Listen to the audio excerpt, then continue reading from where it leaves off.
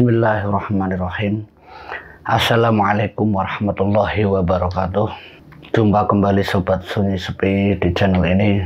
Terima kasih untuk kalian yang sudah menonton, yang sudah memberikan masukan, kritik dan saran lewat komen di channel ini. Semoga menjadikan kita satu tim ini lebih baik dalam membawakan cerita yang lebih menghibur dan menarik, dan juga memberikan hikmah untuk kita semua. Ada satu kisah tentang anak muda yang berusia belasan tahun, yang sebelum dia mengalami naas, mengalami musibah, ini ada satu cerita yang sebenarnya orang tuanya ketika menceritakan ini agak berat, tapi karena kisahnya itu biar orang itu tahu, semoga menjadikan cerita ini lebih menghibur dan memberikan wawasan untuk kita semua.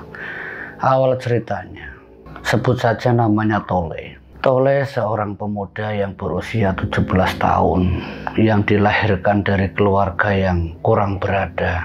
Orang tuanya yang bekerja sebagai serabutan, sementara ibunya hanya sebagai buruh rumah tangga. Itu pun secara ekonomi itu tidak bisa membantu mencukupi keempat anaknya, karena sebagai kulit serabutan dan sebagai buruh rumah tangga di tetangga-tetangganya itu bergantung pada tetangga sekitar. Ketika dia disuruh, ya dia bisa mendapatkan apa yang menjadi kebutuhannya. Nah, ini keadaan inilah yang membuat Tole yang akhirnya tidak melanjutkan sekolah. Dia tuh putus sekolah ini hanya jenjang SD.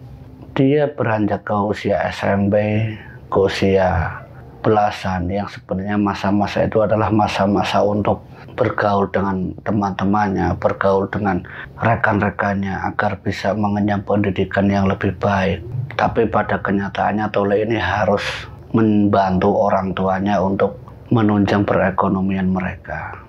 Semenjak lulus SD ini, Tole sudah sering membantu orang tua laki-lakinya, entah itu di persawahan, entah itu di kuli bangunan, entah itu dimanapun. Tole itu sering diajak, walaupun secara gajian atau bayarannya itu ya tidak seberapa, hanya seperti upah ringan atau sekedar bantu-bantu saja, yang tidak seperti orang tuanya yang dipastikan bayaran itu penuh.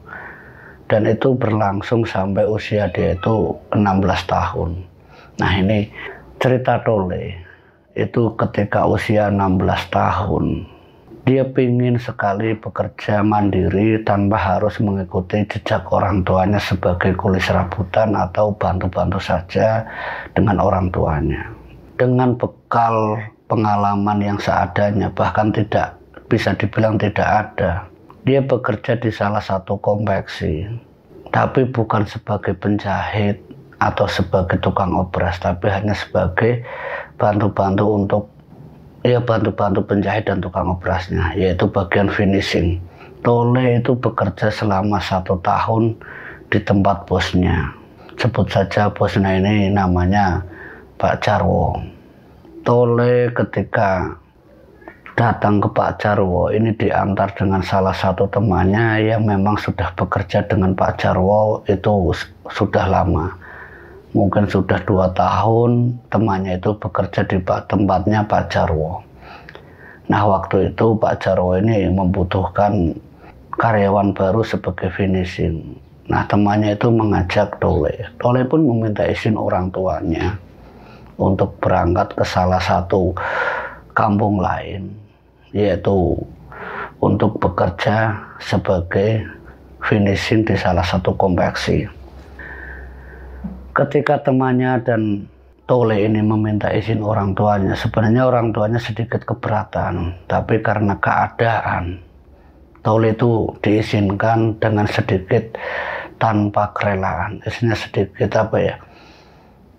kurang melegakan lah, karena Tole yang sebenarnya secara usia 16 itu orang tuanya itu berharap bisa bekerja yang lebih baik daripada bekerja sebagai finishing di salah satu konveksi yang secara hasil itu tidak mungkin bisa mencukupi orang tuanya, hanya cukup untuk dirinya sendiri, tapi demi pengalaman orang tuanya melepaskan atau mengizinkan Tole ini bekerja dengan Pak Jarwo bersama temannya. Singkat cerita, setengah tahun Tole ini bekerja dengan Pak Jarwo, temannya itu mengundurkan diri. Entah alasan apa, Tole tidak tahu. Dan orang tuanya pun tidak tahu temannya keluar dari tempatnya Pak Jarwo itu, tidak ada yang tahu sebab musababnya. Tapi sempat dengar kabar setelah Tole ini lama di situ, sempat ada kabar kalau Pak Jarwo ini mempunyai hal-hal yang aneh yang menyebabkan temannya Tole itu keluar. Nah, Tole berlanjut bekerja di tempatnya Pak Jarwo itu sampai hampir 1 tahun. Tapi sebelum 1 tahun itu, Tole itu pernah mengalami masa-masa nikmatnya bekerja di salah satu bos besar, yaitu dengan fasilitas yang serba ada. 3 bulan sebelum Tole ini mengalami musibah, mengalami hal yang tidak baik untuk orang tuanya, bosnya itu memberikan fasilitas yang lebih dari karyawan yang lainnya. Jarak antara rumah Tole dengan kampung yang ditempati dia bekerja itu perjalanannya mungkin hampir setengah jam. Nah, ini diberikan salah satu fasilitas berupa sepeda motor. Waktu itu Tole itu belum bisa naik sepeda motor karena jangankan sepeda motor, sepeda saja dia tidak punya. Bagaimana mungkin Tole ini bisa menaiki motor? Nah, waktu itu motor dari Pak Jarwo sebelum dikasihkan ke Tole itu selalu diajarkan oleh salah satu orang kepercayaan Pak Jarwo untuk mempelajari atau mengajarkan Tole ini belajar naik motor. Karena ya semenjak temannya itu mengundurkan diri, Tole itu setiap kali berangkat harus dijemput, dan itu setiap minggu sekali. Nah, mungkin keadaan itulah yang membuat bosnya yaitu Pak Jarwo itu memberikan fasilitas berupa motor, ya agar keberangkatannya dia di tempatnya Pak Jarwo itu tidak merepotkan orang lain. Nah, 3 bulan sepeninggal temannya keluar dari tempat kerjanya, dirasakan mungkin agak kerepotan. Nah, ini Pak Jarwo ini meminta orang kepercayaan itu untuk mengajarkan Tole itu belajar motor sampai Tole itu bisa, hanya dalam butuh waktu setengah bulan. Nah, setelah Tole itu benar-benar bisa menggunakan motor, Tole itu dikasihkan motor itu, walaupun belum sepenuhnya, tapi setidaknya itu memberikan fasilitas untuk Tole setiap kali dia pulang ke rumah orang tuanya dan juga setiap kali dia berangkat. Jadi tidak merepotkan orang lain. Bukan hanya itu saja yang difasilitasi oleh Pak Jarwo untuk Tole. Tole dengan bayaran yang setiap minggunya itu hanya cukup untuk dirinya saja, Tole itu selalu diberikan lebih. Kata orang tuanya dulu waktu sering menerima uang lebih ini, setiap Tole ketemu orang tuanya pulang dari pekerjaan, itu ada titipan lebih. Ini buat orang tua kamu, buat adik-adik kamu, biar kamu betah di sini. Itu alasan Pak Jarwo memberikan uang lebih untuk keluarganya Tole yang dititipkan lewat Tole. Nah, hal seperti itulah yang membuat orang tuanya itu semakin merasa senang karena Tole ini bekerja semakin giat, tidak pernah mengecewakan bosnya, sampai yang namanya apapun yang diinginkan Tole itu semuanya itu dipenuhi. Dari pakaian yang serba apa adanya, Tole itu diberikan baju, dibelikan celana. Oleh siapa? Oleh Pak Jarwo. Ketika dirinya berangkat ke salah satu kota, ya oleh-oleh itu untuk Tole dan juga karyawan yang lainnya. Tapi secara lebih, memang Tole lah yang paling banyak daripada karyawan yang lainnya. Nah, itu membuat orang tuanya itu semakin ya merasa senang lah. Namanya anak diperlakukan baik oleh bosnya, siapa yang gak senang. Nah, waktu itu orang tuanya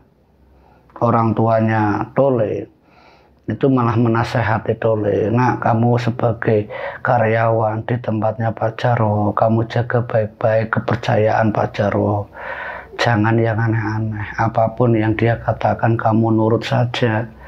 Karena ya bagaimanapun dia itu bos kamu. Dia itu junjungan kamu. Sebaiknya kamu ya sebaik-baiknya karyawan ya harus bagaimana. Tapi pesan Bapak, kamu harus jujur. Cuman itu modal kita, karena kita bukan orang kaya, orang berada.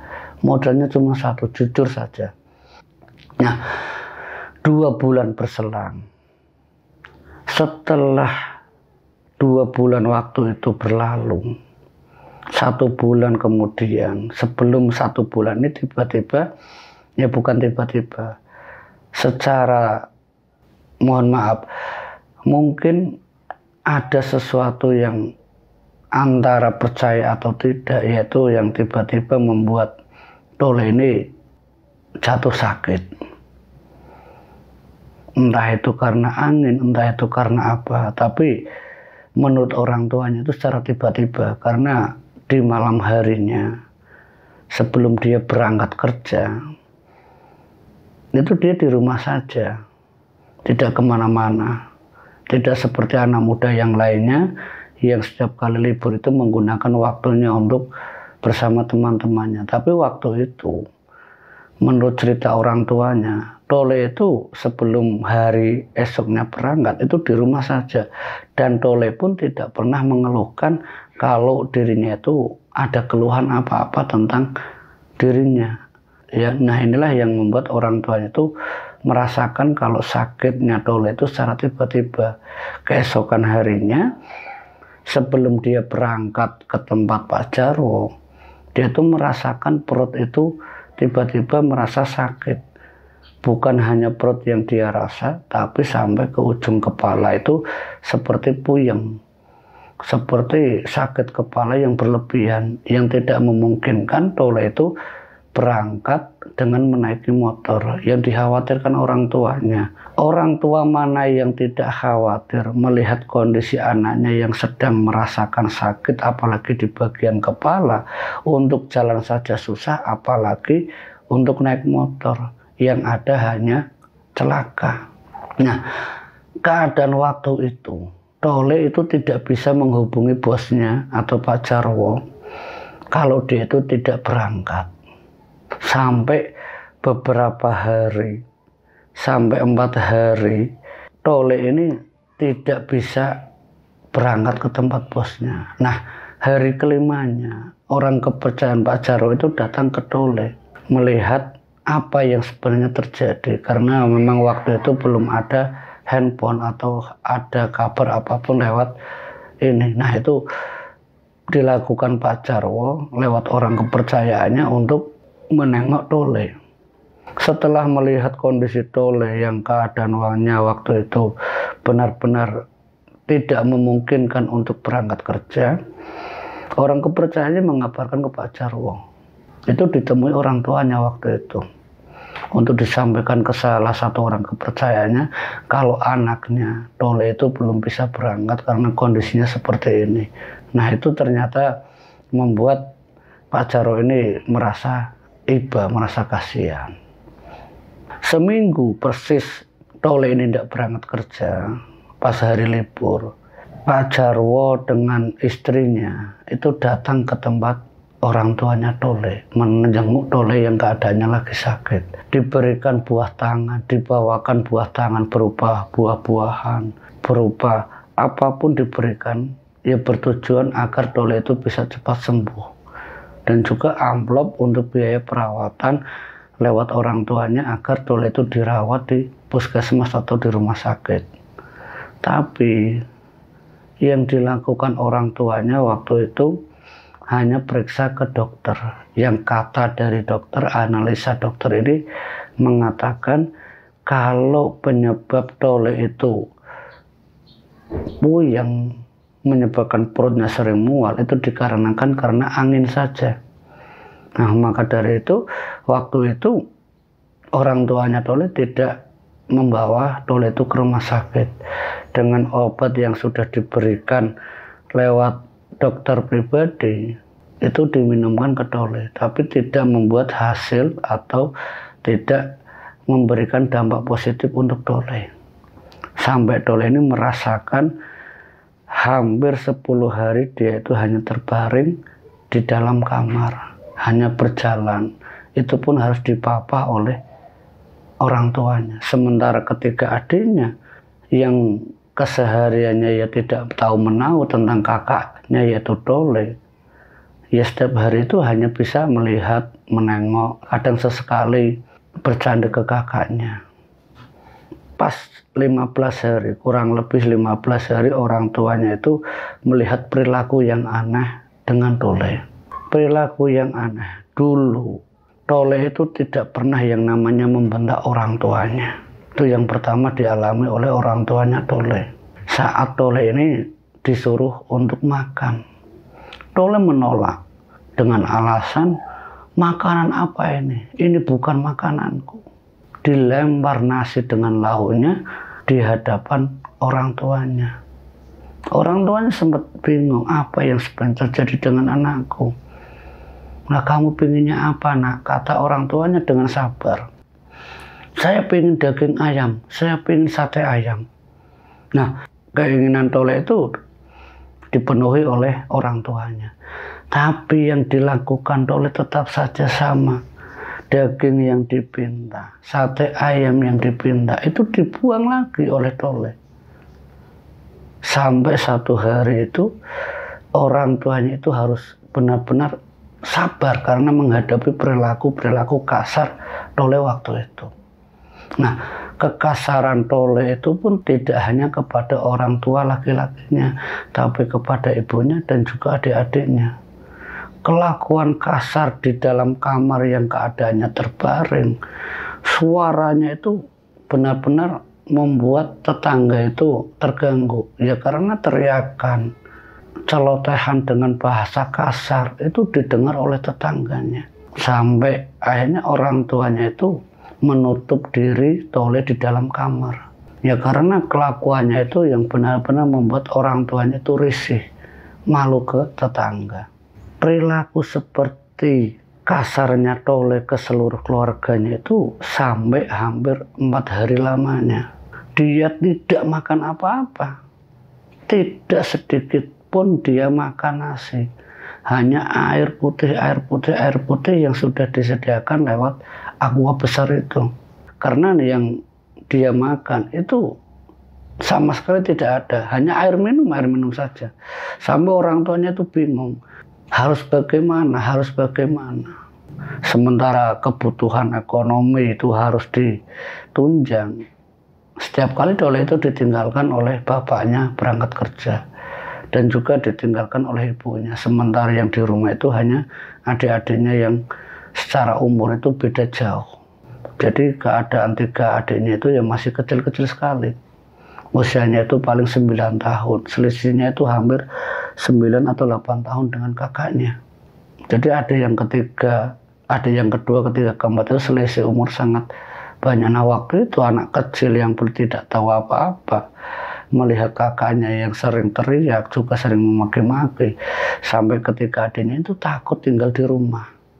Sampai perilaku yang tidak lazim menurut cerita dari orang tuanya, dari adik-adiknya Tole itu, dia tuh sering ngamuk seperti orang gila, mengamuk dengan sendiri, mendobrak pintu-pintu, bahkan kaca depan rumahnya itu sesekali dia keluar dibuka pintu oleh orang tuanya pun dilempari dengan batu sampai pecah, sampai rumah itu tanpa ada jendelanya. Nah, itu yang membuat orang tuanya itu hanya mengurung Tole di dalam kamar. Karena apa ya? Seluruh isi ruangan kamarnya Tole yang mohon maaf, tidurnya Tole itu hanya di lantai, tidak di atas dipan atau tempat tidur. Nah, perilaku Tole ini sampai beberapa hari ke depan itu membuat orang tuanya itu semakin bingung. Ya karena perilakunya tuh seperti orang gila. Nah, saat itu mungkin setengah bulan persis Itu ke orang kepercayaannya Tole itu datang ke situ karena 2 minggu Tole tidak berangkat kerja, menghampiri orang tuanya, menanyakan kondisi Tole dan juga membawa fasilitas motor yang difasilitasi oleh Pak Jarwo. Nah, singkat ceritanya, hampir 1 bulan Tole itu di dalam rumah dikurung dalam keadaan gila, karena keadaan waktu itu memang benar-benar sudah tidak terkontrol lagi oleh orang tuanya. Sampai Tole ini meninggal dunia, itu sampai tidak diketahui oleh orang tuanya sendiri, karena semalam sebelum Tole meninggal, dia itu sempat teriak tolong-tolong. Tapi apa yang diinginkan Tole itu semuanya itu semuanya itu ditolak oleh Tole. Dari makan sampai dibuang, air minum hanya dibuang. Apapun yang diinginkan Tole dalam kata-kata terakhirnya itu hanya tolong-tolong saja. Sampai orang tuanya itu bingung. Apa yang diinginkan itu tidak tahu. Akhirnya hanya bisa pasrah. Setengah hari orang tuanya berangkat kerja. Ternyata keadaan Tole sewaktu dijenguk oleh orang tuanya di dalam kamar waktu itu habis duhur, ternyata Tole sudah terbujur kaku dengan keadaan yang sudah meninggal. Sementara istrinya juga sedang berangkat kerja, yang ada hanya adik-adiknya yang masih kecil-kecil. Hal seperti itu membuat orang tua dan juga tetangga itu sempat geger, karena ya kematian Tole itu tidak ketahui oleh siapapun, bahkan adik-adiknya itu tidak tahu menahu kalau kakaknya itu meninggal. Nah, kabar meninggalnya Tole didengar oleh Pak Jarwo sama orang kepercayaannya. Waktu itu lewat entah siapa yang mengabari, kata orang tuanya. Habis pemakaman, orang tuanya itu habis pemakaman Tole, Pak Jarwo dan orang kepercayaannya itu datang ke tempat orang tuanya, ke tempat tinggal Tole. Orang kepercayaannya mengucapkan duka. Sementara Pak Jarwo dengan kalimat dukanya sekaligus memberikan uang untuk melakukan pengajian selama 7 hari 7 malam. Nah, rasa terima kasih orang tuanya itu ya dirasakan oleh orang tuanya Tole. Nah, tapi ada satu kejadian yang membuat orang tuanya Tole itu bingung. Ya kenapa harus.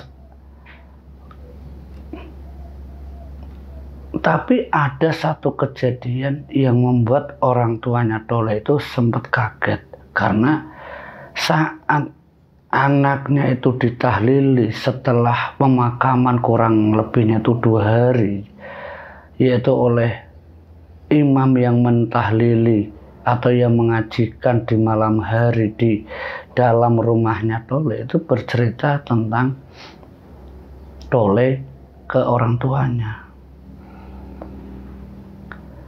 Dia menanyakan, Ustadz ini menanyakan ke orang tuanya Tole,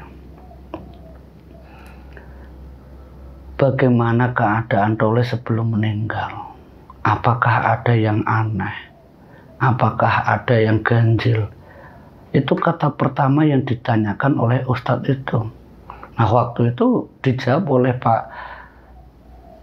oleh orang tuanya Tole, ya apa adanya. Tadinya sakit terus gila. Nah, hal tersebut ternyata membuat Ustadz itu semakin melebar pertanyaannya.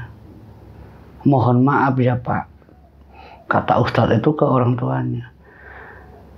Sekilas yang saya lihat dari Ustadz itu, karena memang Ustadz ini juga seorang praktisi, kata orang tuanya.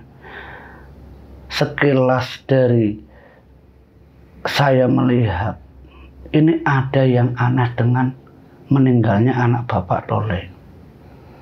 Salah satu hal yang membuat saya ini ganjil. Kenapa? Arwahnya Tole itu selalu datang di saat acara doa atau tahlilan di malam hari. Itu seakan-akan dia itu minta tolong dan seakan-akan melambaikan tangannya itu ingin mengajak. Pokoknya kata Ustadz itu seperti orang yang meminta tolong. Nah, waktu itu orang tuanya pun menjelaskan, itu kata-kata terakhir Pak Ustadz. Kalau dia itu minta tolong itu di malam hari sebelum kematian atau meninggalnya Tole. Tapi diceritakan oleh Ustadz ini beda. Tapi ini beda Pak, kata Ustadz itu. Yang dimaksudkan minta tolong di sini, Tole itu seperti tidak mengikhlaskan dirinya itu meninggal. Nah mulailah Pak, bapaknya Tole ini mulai curiga. Maksudnya apa Pak? Maksudnya apa Pak Ustadz? Kok tidak ikhlas dengan meninggalnya itu gimana maksudnya? Kalau sekilas, kembali lagi ke sekilas yang saya tahu, Tole itu seakan-akan seperti sedang diajak oleh seseorang, oleh wujud orang, tapi dengan perawakan yang aneh, seperti siluman. Maksudnya gimana Pak Ustadz? Tapi sebelumnya saya nanya dulu ke Bapak, mohon maaf kita jangan seudon atau apa-apa. Kata Ustadz itu menanyakan ke bapaknya Tole, ada yang aneh enggak dengan perilaku orang-orang terdekat Tole? Maksudnya aneh yang gimana? Apakah ada teman dekat atau orang dekat atau orang-orang yang berperilaku aneh terhadap Tole? Ya saya rasa tidak ada Pak, kata orang tuanya Tole. Tapi, nah ini tidak ada, tapi ada kata tapi. Tapi orang kepercayaannya Tole, orang kepercayaannya Pak Jarwo itu seperti iri. Itu yang pertama. Yang kedua, Tole itu difasilitasi oleh bosnya di salah satu desa, disebutkan oleh bapaknya itu, desa apa? Tole itu diperlakukan lebih oleh bosnya setelah teman yang mengajak Tole itu keluar dari tempat itu. Ustadz yang mengimami tahlilan ngajinya Tole mendengar kata desa itu sempat kaget. Karena saya pernah menangani salah satu pasien atau orang yang datang minta tolong ke saya waktu itu, karena dia bekerja di desa yang Bapak sebutkan, itu hampir pernah dijadikan tumbal oleh pelaku pesugihan di desa itu, di tempat Tole itu bekerja. Tapi sebelumnya saya sebagai imam tahlil di sini saya mohon maaf. Bapak jangan mencurigai ke siapapun. Bapak mengikhlaskan saja apa yang sudah terjadi terhadap Tole. Yang paling penting, Tole di alam barzah itu bisa tenang. Nanti akan saya bantu, semoga arwah anak Bapak itu benar-benar bisa diterima dan bisa mengikhlaskan dirinya kalau dirinya itu sudah di alam barzah atau sudah meninggal. Mohon maaf ya Pak, kata Ustadz itu menjelaskan ke bapaknya Tole. Spontan saja bapaknya Tole waktu itu sedih, kecewa. Dari raut wajahnya spontan waktu itu bapaknya Tole itu dia itu sempat marah. Dia itu pengen orang yang telah membuat Tole sampai meninggal itu dibalas. Tapi pesan dari ustadznya, kata bapaknya Tole, saya itu ya harus mengikhlaskan. Nah, akhirnya itu satu kejadian yang benar-benar membuat saya itu merasa kehilangan anak saya. Ya, ini saya bagikan cerita ini di channel Sunyi Sepi ini, semoga bisa bermanfaat untuk kalian semua. Bahwa dengan orang yang berperilaku lebih terhadap siapapun, termasuk cerita anak saya itu, bukannya kita mencurigai, tapi lebih ke arah mewaspadai. Sebab tidak semua kebaikan itu ternyata ada baiknya. Kadang ada juga di balik kebaikan ternyata itu hanya pemanis muka saja, yang ujung-ujungnya ternyata ingin menukar nyawa, seperti cerita dalam cerita yang seperti saya sampaikan di sini. Semoga apa yang saya sampaikan di sini dari cerita bapaknya Tole itu bisa memberikan wawasan, bisa memberikan hikmah, pelajaran untuk kita semua tentang kejadian-kejadian yang membuat orang tuanya Tole ini sedih, berduka, kecewa, sabar, dan ikhlas. Itu bisa memberikan cerita yang lebih bermanfaat untuk kita semuanya. Akhir kata dari kami tim Sunyi Sepi, mohon maaf bila mana ada salah kata dalam pengucapan atau bercerita. Tidak lebih dan tidak kurang, saya hanyalah manusia yang selalu salah. Akhir kata, saya tutup. Wallahu muwaffiq ila aqwamit thoriq. Wassalamualaikum warahmatullahi wabarakatuh.